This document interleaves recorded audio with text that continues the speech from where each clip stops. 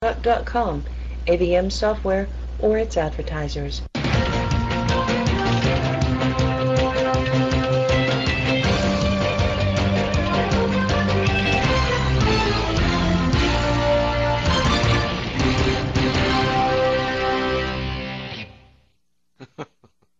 News Talk is online. News Talk Online is a production of Paltalk.com, the largest multimedia interactive program on the internet, with more than 4 million unique users on demand on iTunes and on YouTube.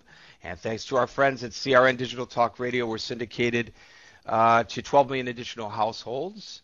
I am your host, Gary Baumgarten. By the way, those of you who post on my blog, GaryBaumgarten.com, fear not if you disagree with yours truly, it matters not. Hey, Boaz, you paying attention? I got to ask you a question. Did you hear that they tossed out one of the cases, the U.S. Supreme Court, challenging the location of birth of Barack Obama?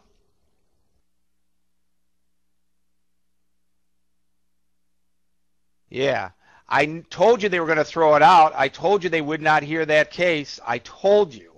How could they do that to the electorate of the United States? Boaz isn't paying attention. That's typical, isn't it? Well, you know. Sorry, Gary, but I had a technical difficulty in the background here. Can you repeat that again, please? Yes, you had a technical difficulty. Yes, I wanted to say to you, did you hear that the Supreme Court elected to not hear one of the cases involving the challenge to Barack Obama's citizenship? Absolutely, I did hear about it. Yeah, I just wanted to make sure you heard about that. Did you hear about the gal who was the regional director of Homeland Security in Boston, supposedly protecting the United States from illegals entering via the port of Boston, who got popped for allegedly hiring illegals to be her housekeepers? And I heard about that too, read about it, and she deserves it. Did you hear about the United States Post Office not delivering to me a package that I ordered by expedited mail on Wednesday that was supposed to be here by Friday? And I would call that user error. No, they sent me a notice on Saturday, an email notice, an official notice for the United States Post Office saying they attempted to deliver it, and of course the office was closed. They couldn't deliver it, so I have to go to the post office to pick it up, or they were going to ship it back. Somebody take care of that dum-dum who's flooding the room, please. So guess what happened? I go to the post office, and I get to the post office, and they said, oh, no, we knew your office was closed on Saturday. We didn't attempt delivery on Saturday. We just generated the notice. Our first delivery attempt is going to be today. So I leave the post office, and the office calls me, and they said, oh, your package just arrived. No wonder people use FedEx and UPS. You know what, Gary? If you were a true American, you would use DHL. See, they're going out of business. Right, they are going out of business. They're a German company, so I don't think we want to be using DHL. Thank you. Oh, okay. Very much, Alan J.C. Hugo Wall, happy birthday to you.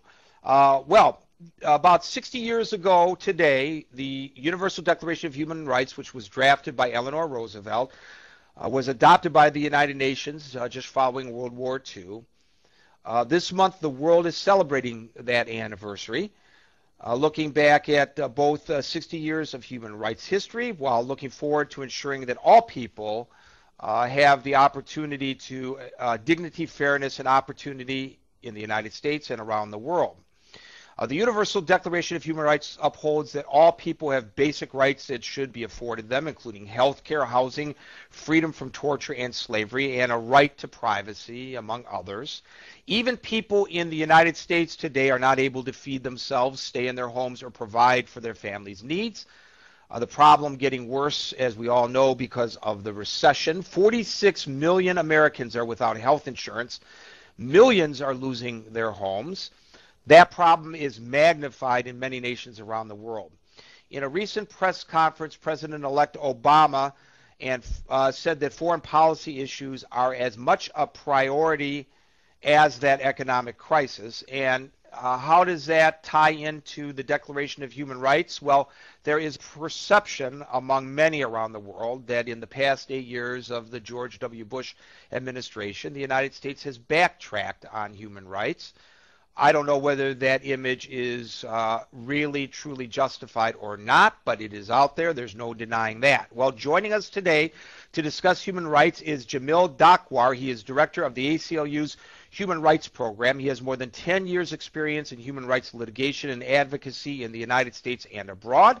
He heads ACLU human rights advocacy efforts before the United Nations Human Rights Council and treaty bodies, which regularly examine compliance of nations with ratified human rights treaties, including the United States of America.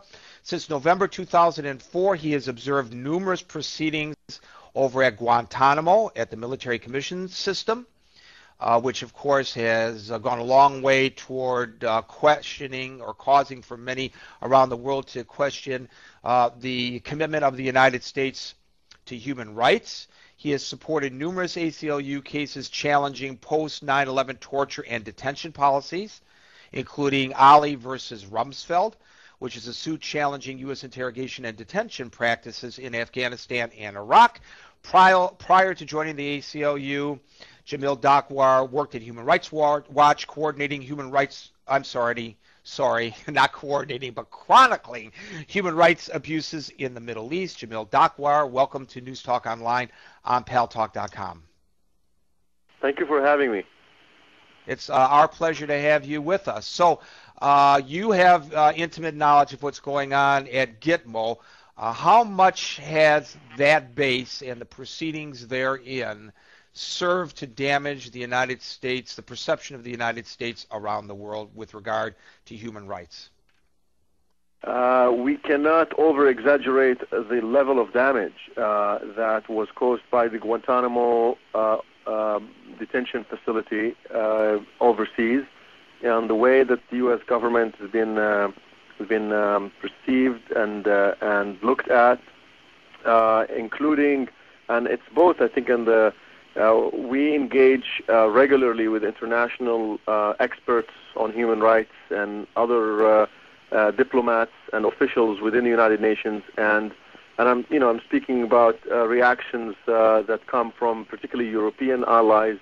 I spent a week last October at the